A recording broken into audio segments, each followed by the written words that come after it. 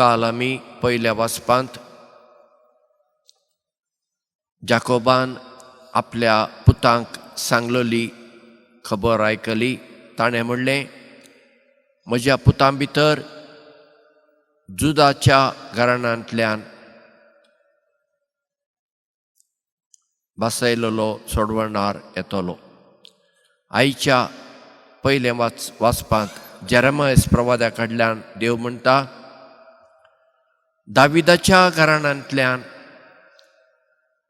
सोडवणार येतलो आनी तो जेन्ना येतलो तो प्रामाणीकपणान सतान आनी नितीन राजवटकी चलयतलो. म्हणजे जेजूचें राज ह्या संवसाराचें न्हय, ताचें राज सर्गीचें, सताचें, नितीचें, उजवाडाचें. आनी आमी ताची परजा, म्हणजे आमचें जिवीत ते राजवटकेक सोंपता तसलें आसूंक नाका. आमी प्रामाणीक जावंक नाका, आमच्या घरांत शांती आसूंक नाका. नाजाल्यार आमी जेजूची पाटलावदारां म्हूण सांगून कितें फायदो?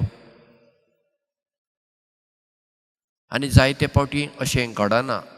कित्याक आमी जेजूची शिकवण आमच्या दोळ्या मुखार दवरून आमचें जिवीत जियेना.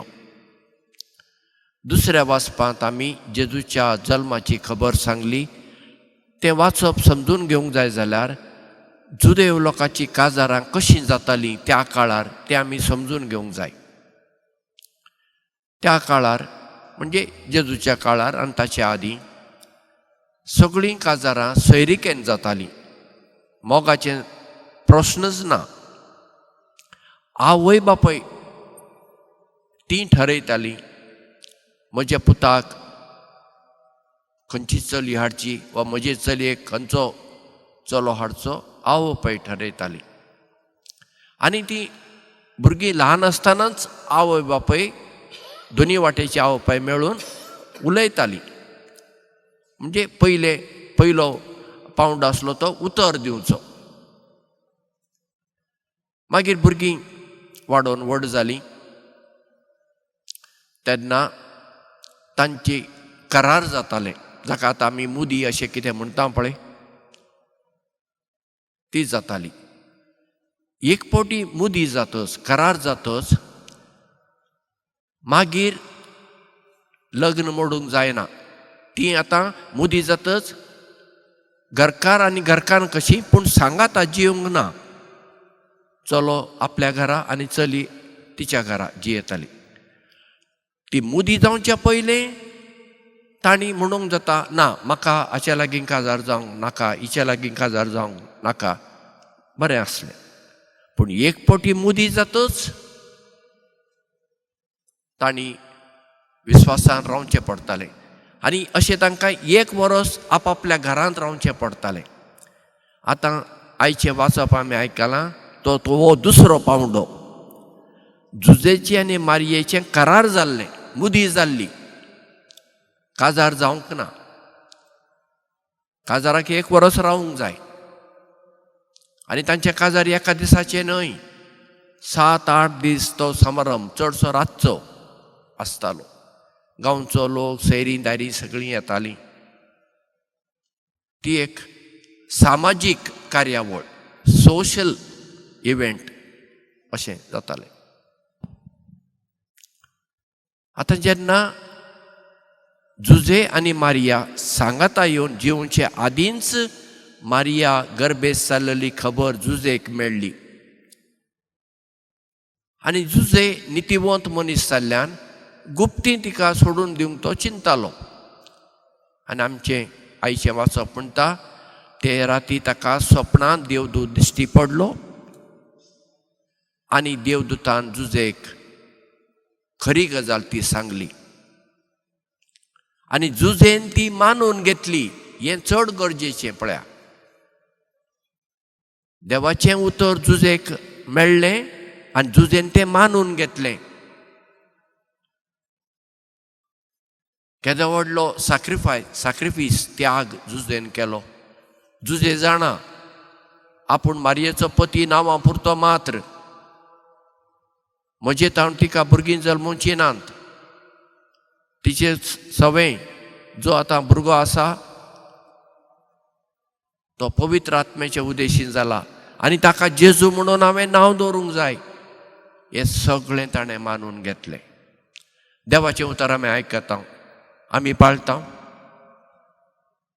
देवाचें उतर पळय आमकां पयले सुवातेर मेळटा बायबलान. आमी बायबल वाचता. घरांत एक बायबल आसतलो खंय तरी, ताचेर धूळ मांडला आसतली. तो आमी वाचता, तो नियाळटा, त्या प्रमाणे जियेता. देवाचें उतर मेळटा आमकां इगर्जेन. आमचे पाद्री आमकां सांगतात मिसाक वेळार येयात. केन्नाय मिसाक येवचें न्हय. वेळ करून तूं आयला दुसऱ्या मिसान वांटो घे. आजूय कोण वेळ करून आयला तांकां हांव सांगता दुसऱ्या मिसान वांटो घेया. मिसाक सुरवाते पासून प्राचिताची रीत पासून बेसांव दिता पर्यंत मीस तातूंत तूं वांटो घेवंक जाय. केन्नाय आयलें कबून हांव घेतलो ना. मिसान तुवें वांटो घेवंक ना. जेजूचें मीस तें उडास दवरूंक जाय आमी. आमचो लोक पाळिना. खंय पाद्रीचें उतर आयकता लोक आमचो, ह्या कानान आयकता, ह्या कानान भायर सरता. फादर तुवें बरो शर्मा उडयलो आं, तुवें बरें सांगलें. म्हणजे कितें? एंटरटेनमेंट कशें. शर्मा हो आमकां एंटरटेनमेंट जाला. तें आमी जिवंक जाय आमच्या जिवितांत. आमचें जिवीत आमी बदलून घेवंक जाय. हें आमी करता चडशें ना. देवाचें उतर आमकां मेळटा आमच्या घरांत. आमची आवय बापूय आसात, आमची वडिलां आसात, आमकां बरें कितें सांगतात, आमी आयकता. आमी आयकल्लें जाल्यार आज गोंयांत इतली बेबदीकाय कित्याक? इतली बेबदीकाय वाडला. म्हाका आतां केन्ना केन्ना दिसता टॅपांनी आमकां आतां उदक मेळना. आतां हे फुडें सोऱ्यांनी सोरो घेवन न्हांवचें पडटलें काय? तितलो सोरो आमकां वाळटा गोंयांत, जाय तितलो मेळटा पयशे दिल्यार. इतली बेबदीकाय वाडला, ड्रग्स वाडलात, मतीक शांती ना, डिप्रेशन वाडलां, जीव दिवपाची सुसायड टेंडन्सी वाडल्यात. हें सगळें कित्याक जाता? हें कित्याक जाता? आमी देवा थावन पयस गेल्या. आमी देवाक जर लागीं रावलीं जाल्यार हें घडचें नासलें. म्हणटच ह्या आद्वेंताच्या काळार, क्रिस्तानाच्या काळार आमी आमच्या जिविताचेर एक नदर मारुया. बाबा हांव खंय आसां? हांव जेजूक कितलो लागीं आसां? हांव कितली लागीं आसां? वा पयस गेल्या? हांव म्हज्या घरान शांतीन जियेतां, म्हज्या शेजाऱ्या लागीं हांव शांतीन जियेतां वा झगडटां? हांव कितें करतां? हाचेर आमी नियाळ करूंक जाय.